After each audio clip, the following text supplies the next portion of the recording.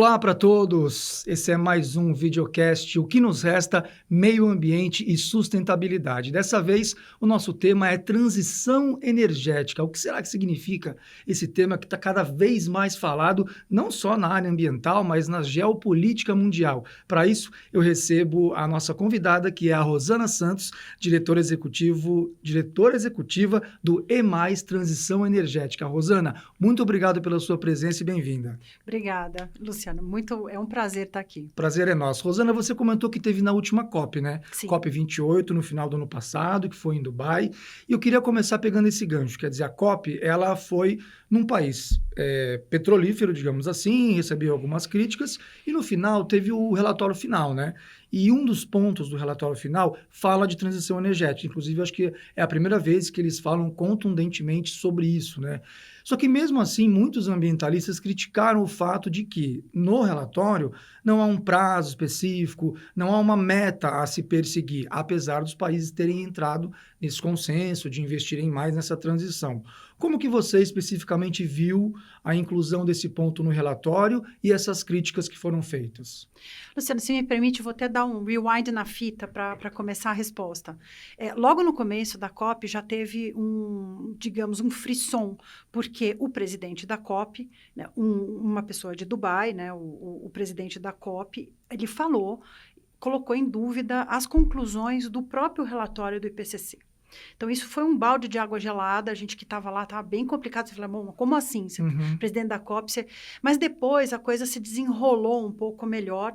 Na véspera de sair esse relatório que você mencionou, teve um relatório que não tinha isso, não mencionava a questão dos combustíveis fósseis e pela primeira vez se colocou que tem que dar um tratamento para os combustíveis fósseis. Vamos colocar assim, não tem um phase-out, que seria colocar as metas, como você colocou, tempos e timelines, mas tem algumas coisas que pela primeira vez apareceram ali e realmente foi uma conquista.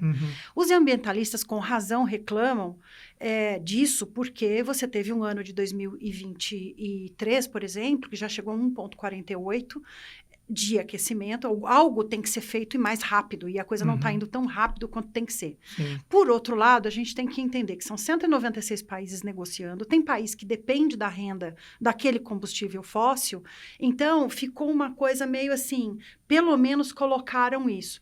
E colocaram uma outra coisa no relatório que eu achei bem interessante, que é o triple up, double down, quer dizer, aumentar 3 vezes no mundo a quantidade de renováveis e diminuir o consumo de energia por eficiência energética, por conscientização da população em 2 vezes. Então, diminuir o consumo e aumentar renováveis. E isso foi para o relatório.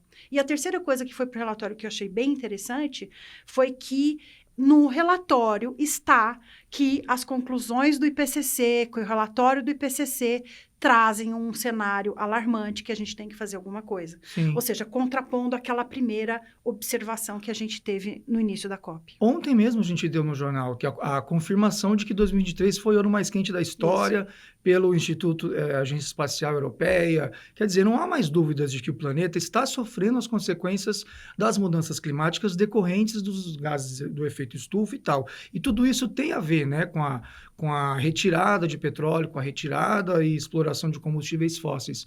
E aí eu queria continuar ainda nesse tema, assim, não exatamente da COP, mas dos combustíveis fósseis. Quer dizer, não tardou demais essa menção, ainda que fosse uma menção? Quer dizer, a gente está na COP de número 28. O que falta para os países para realmente colocarem uma meta de falarem, não, gente, igual colocaram no Acordo de Paris para a redução. Por que não colocam uma meta de, olha, vamos reduzir? Tem a ver com o lucro que empresas petrolíferas têm em alguns países, tem a ver com o lobby do petróleo por parte dos países que compõem a OPEP. Como é que funciona? Olha, tem a ver com isso que você falou, você foi no ponto central. E não só empresas, como países dependem dessa renda do petróleo. E tem uma outra coisa que tem a ver, que é um raciocínio que a gente começou a fazer, que é o seguinte: as consequências das mudanças climáticas, elas estão aí, são furacões, chuvas intensas, ou seja, aumentou muito a quantidade de eventos extremos, que a gente chama no jargão aí da área. Mas as consequências desses eventos extremos são muito mais sentidas por populações mais pobres. Sim. Então, a gente fica quente, a gente entra no ar-condicionado. Entendeu? Mas quem tem que viver com a seca na Amazônia ou um monte de chuva no Rio Grande do Sul para ficar só no nosso país, quem enfrenta realmente as consequências dessa coisa catastrófica são as populações menos favorecidas. Deslizamento, quando a casa cai, é na periferia. É na periferia. Então, assim, não é só mudança climática isso, tem uma ocupação de terra totalmente errada, mas sim, você tem toda a razão.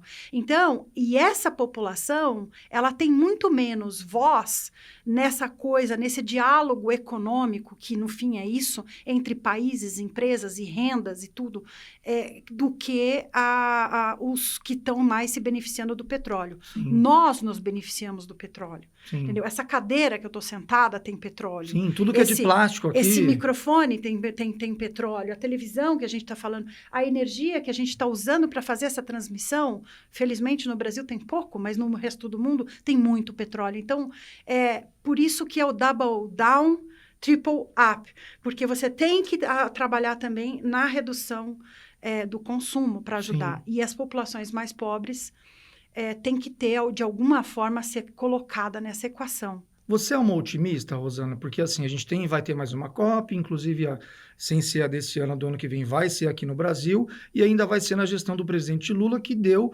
uma guinada na questão ambiental, independentemente de ideologia e tal, mas na questão ambiental não dá para negar que está havendo uma preocupação que não houve na gestão anterior.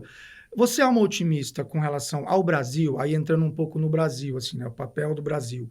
Brasil, que sempre foi uma bandeira, uma liderança, deu aquela derrapada durante a gestão Bolsonaro, porque a gestão não soube lidar com essa questão, e o presidente Lula encampou essa ideia com bastante força, né? Mas ainda teve isso, quer dizer, o Brasil, apesar de ser um país importante internacionalmente, depende de tudo isso que a gente falou, né? Das conjunções internacionais. O Brasil sozinho não vai conseguir resolver o problema.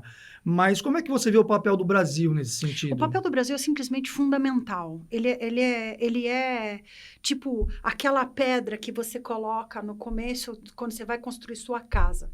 Por que isso? O Brasil é um país que tem capital humano em abundância porque precisa. Você tem universidade, tem pesquisa, tem terra, e a gente pode ter biomassa sem desflorestamento, a gente tem água, a gente tem uma política... Sol, vento. A gente tem sol, tem vento, tem recursos renováveis dos mais variados. Quase Nós já infinitos, temos uma matriz energética 48%, 50% renovável, enquanto o mundo está em 20%. Nossa matriz elétrica também é bem renovável. Além disso, a gente tem uma política de diplomacia, e isso é muito importante. A nossa diplomacia externa, nosso comportamento externo, a menos de alguns casos recentes, sempre foi da paz. E isso é uma coisa que chama friendshoring, que as empresas, quando vão tomar a decisão de para onde ir, hoje em dia vão procurar uma geografia, uma fronteira que é mais amigável. O Brasil tem tudo isso, né? Só que a gente precisa transformar essa vantagem comparativa do Brasil, que a gente tem inúmeras, em realmente uma vantagem competitiva. Uhum. E para que isso aconteça, a gente tem que cuidar do nosso maior asset, que é o nosso asset ambiental. Né? Todas essas características, de uma forma ou de outra, estão ameaçadas por diversos fatores. Uhum. Por exemplo, no setor elétrico, que a gente tem uma matriz super limpa, tem gente advogando colocar mais térmica. Eu não estou advogando contra a térmica, estou advogando contra a térmica desnecessária. Tá? E isso daí a gente está ameaçando um grande asset que a gente tem, que é uma matriz elétrica limpa. Por que tudo isso? Porque se a gente se posiciona corretamente nessa equação mundial, nessa geopolítica, a gente tem tudo para liderar a transição energética e transição industrial, porque a partir de uma matriz energética limpa, você faz produtos industriais menos carbonizados e o Brasil pode pegar esses produtos e exportar para o resto do mundo e ajudar a descarbonizar o mundo e fazer dinheiro no meio do caminho. Quantos países no mundo, Luciano, podem dizer que eu vou fazer minha transição energética, já estou fazendo, o Brasil já está bem andado nisso, vou fazer minha transição industrial e vou ganhar dinheiro no caminho. Sim. Né? Pouquíssimos, quiçá 1 ou 2 ou 3. E o Brasil, com certeza, é um líder nisso. Quando você fala assim que o Brasil já tá no caminho e tal, é um fato, né? A gente sabe, já mencionamos aqui, inclusive, que apesar de a gente ainda usar bastante as hidrelétricas, as outras fontes têm sido usadas, tem havido investimento e tal. Aí eu me lembro, por exemplo, daquelas fazendas infinitas de placas fotovoltaicas na China, na Índia, se não me engano, enfim. E a gente fica um pouco sonhando assim, né? Poxa, por que no Brasil, será que chegaremos nessa etapa? Por que você acha que, assim, eu sei que são vários tipos de energia, mas a solar, por exemplo, a gente ir pontuando assim, um pouquinho cada uma. A solar, poxa, o Brasil é um país solar, isso é referência até no turismo, não tem nada a ver com o meio ambiente, mas sabemos que o Brasil é um país solar. Por que né, a gente não tem essas mega fazendas? Então, Luciano, nós temos. Isso que é o ponto. Hoje, a energia solar é a segunda energia em termos de capacidade instalada na matriz elétrica brasileira. A primeira é a hídrica, e eu vou fazer um destaque aqui para a hídrica. Hídrica é renovável. Tem um monte de outros problemas, mas hídrica é renovável. E sem essa hídrica que a gente tem aí, não dá para colocar outras coisas intermitentes na matriz. Mas a hídrica também, dependendo, ela também não modifica a geografia? Não, com certeza. Assim como a solar... Ela tem um impacto, né? Assim como a solar, quando você vai instalar um parque gigantesco, você tem que desmatar tudo e pôr o parque em cima. Assim como a eólica... Mas não tem um lugar não desmatado para colocar, por exemplo, no Nordeste, no Agreste? Na Caatinga, eles estão desmatando a Caatinga para colocar o parque solar. Aí não dá, então, assim, né? There is no free lunch. Né? Sim. Isso que não tem almoço de graça. E eu reconheço, lógico, as hídricas, elas invadem vales que são os lugares mais férteis, por exemplo. Sim. Mas com as hídricas nossas já existentes, não estou nem dizendo construir mais. Sim, né? manter as que tem. Manter as que tem. Já mais de 30% da nossa energia, de nossa capacidade instalada é em eólica e solar. Ah, mais de 30. Mais de 30. Hoje a solar, nós temos mais ou menos 210, colocando a GD junto, né? 210 gigawatts de capacidade instalada, 109 de hídrica, dá uns 30 de eólica e 35 de solar. Então, a gente fez um boom. O Brasil foi o segundo país que mais instalou renovável nos últimos 2 ou 3 anos, entendeu? Já vem de bastante tempo. Começou em 2009, mas daí para frente andou. Então, assim, não é que a gente não tem. A gente tem. E a gente tem tudo isso. E pode colocar muito mais. Sim. Porque a gente tem as hídricas que funcionam como uma grande bateria no sistema. Sim. Porque não tem vento e não tem sol o tempo todo. Sim. Alguém tem que entrar quando não tem vento, não tem sol, não tem biomassa. Sim, tem que ter essa diversificação, né? Essa diversificação. E na resposta anterior, né, indo para a resposta anterior, Luciano, o Brasil tem também essa diversificação ao nosso favor, né? É maravilhoso o que a gente tem. Acho que nenhum país tem essa geografia, né? Poucos, né? Poucos. O Canadá tem bastante coisa, a Austrália um pouco. Ou seja, mas assim, desse jeito que nem a gente, precisa procurar bastante. Sim, tá? sim. E, no limite, a gente poderia ter um sistema quase 100% renovável. Tem térmicas instaladas, elas são importantes, mas para pontos específicos. A gente poderia rodar o nosso sistema. Então, é daqui para frente, a gente tem que aumentar só.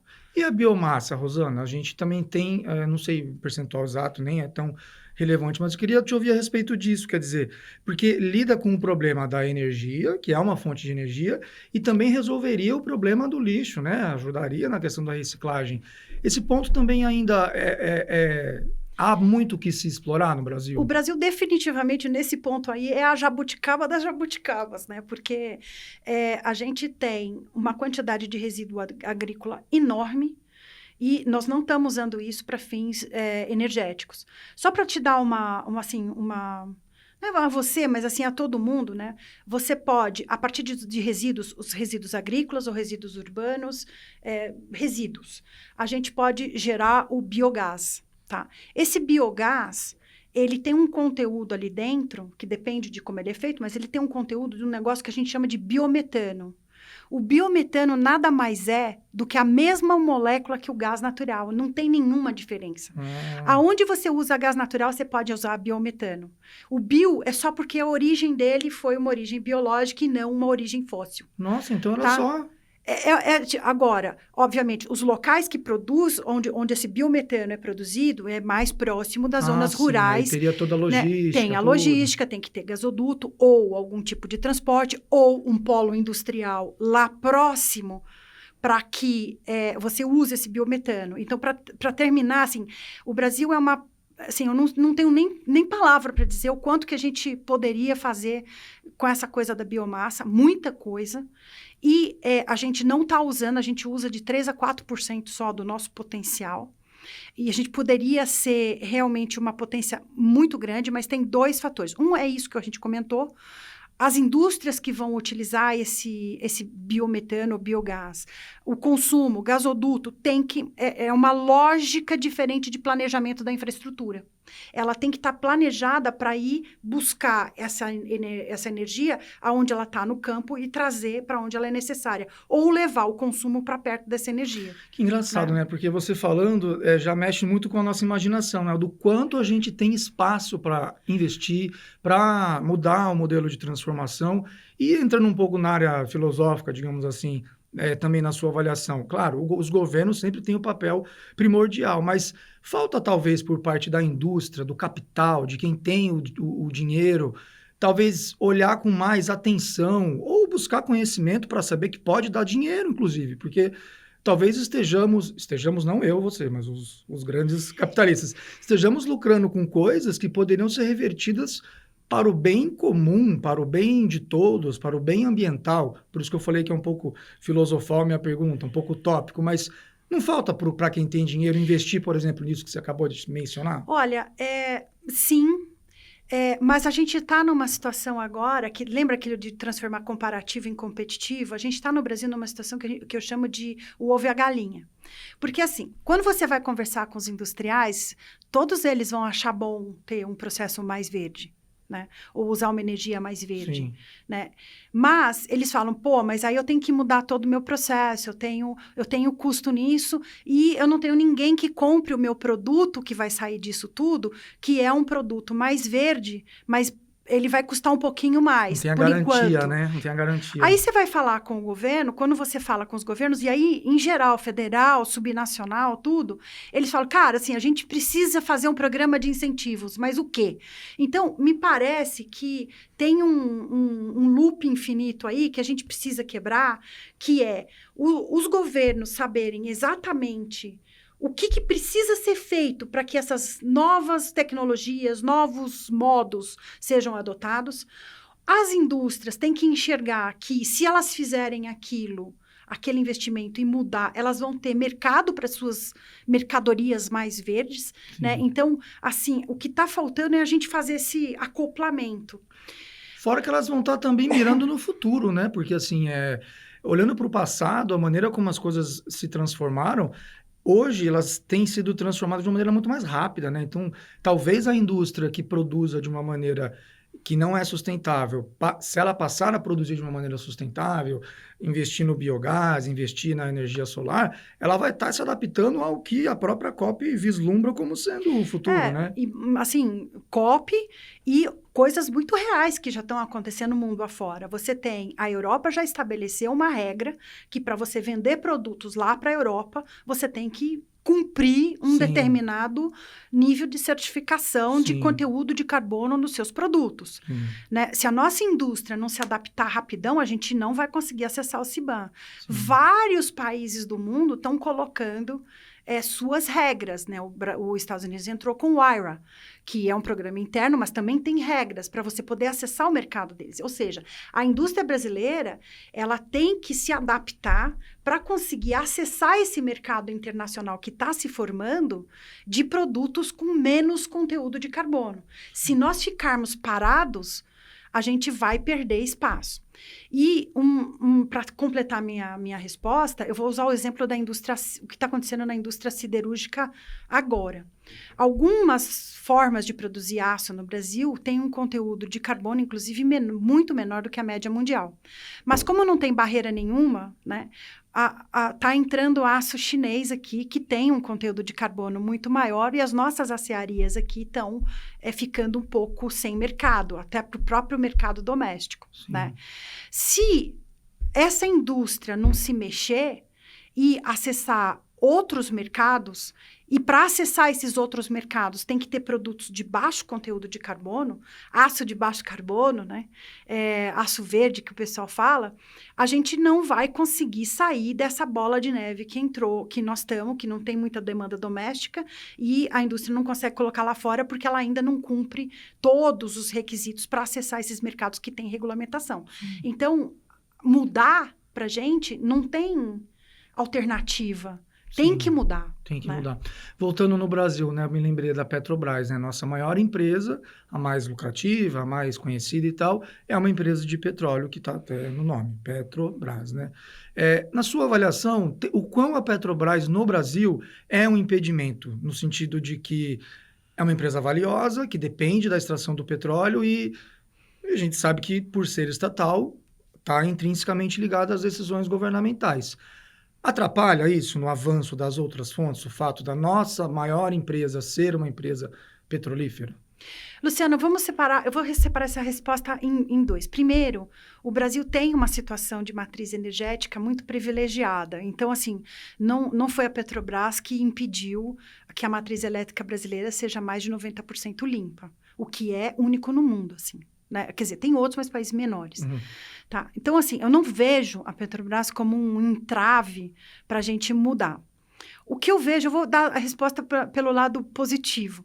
O que eu vejo é a Petrobras com uma capacidade imensa, e isso sim tem que ter um direcionamento, já tem, mas tem que estar mais, de impulsionar novas formas. Por exemplo, os combustíveis sintéticos.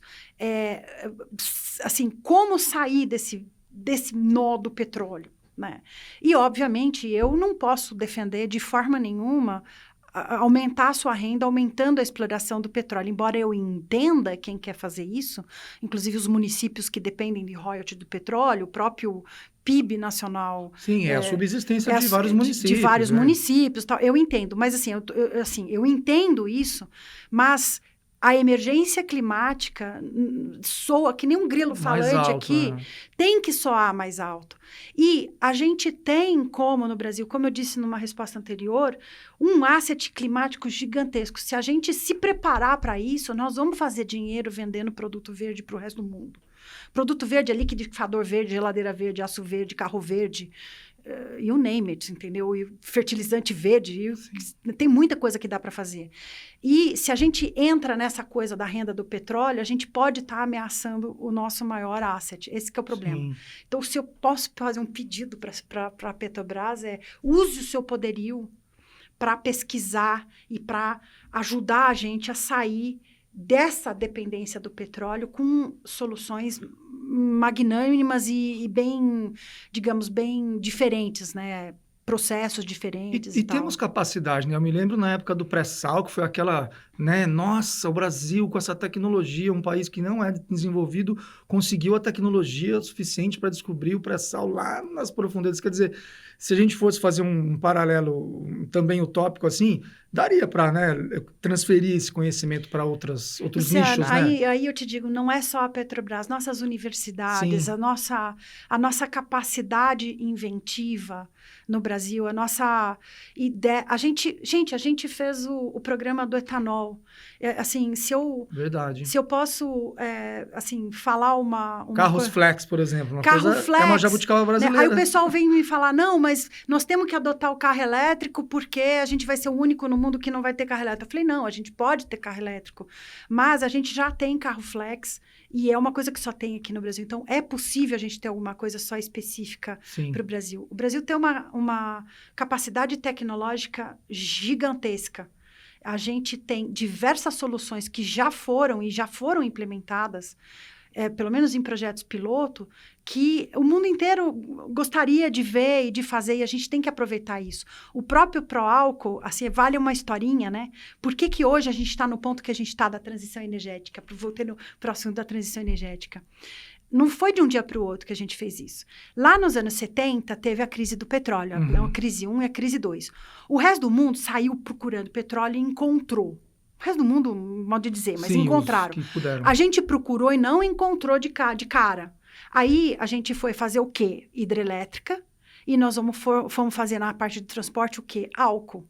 Porque a gente não encontrou petróleo. Então, cara, assim, um país que é capaz de lidar com uma crise do tamanho que foi a crise do petróleo, saindo com duas coisas completamente fora da casinha, porque a engenharia brasileira montou hidrelétricas que são maravilhosas e exportou essa tecnologia para o resto do mundo, e o Proálcool tem vários problemas de terra, tem vários problemas com trabalho, tem muito problema. Mas, cara, é uma conquista. Os carros flex, então, você põe o combustível para competir na bomba, né? É uma coisa, assim... Só de ter opção, né, também. Um país que é capaz de fazer isso, como assim que a gente não é capaz de virar o líder mundial dessa coisa climática e se neoindustrializar de forma verde, né? Rosana, adorei o bate-papo, que assim seja, que as suas palavras inspirem pessoas, governos e empresas e que a gente chegue na COP de Belém avançando, né? Que é isso que a gente quer. Muito obrigado e até a próxima. Muito obrigada, Luciano. Eu adorei também. Valeu. Pessoal, nos acompanhem o programa na íntegra na plataforma do YouTube, do Jornal da Gazeta, trechos aqui das nossas conversas nas redes sociais e também nas principais plataformas de áudio. A apresentação foi minha, Luciano Penteado, com toda a nossa equipe maravilhosa. Produção da Maria Isabel Campos Melo a produção da Natália Galego, a equipe técnica a Gisele Sartini e a Marina Orfali, a pauta do Caio Canavieira e a nossa gerente de jornalismo é a Valesca Quintela. Ficamos por aqui e até o próximo O que nos resta, Meio Ambiente e Sustentabilidade. Tchau!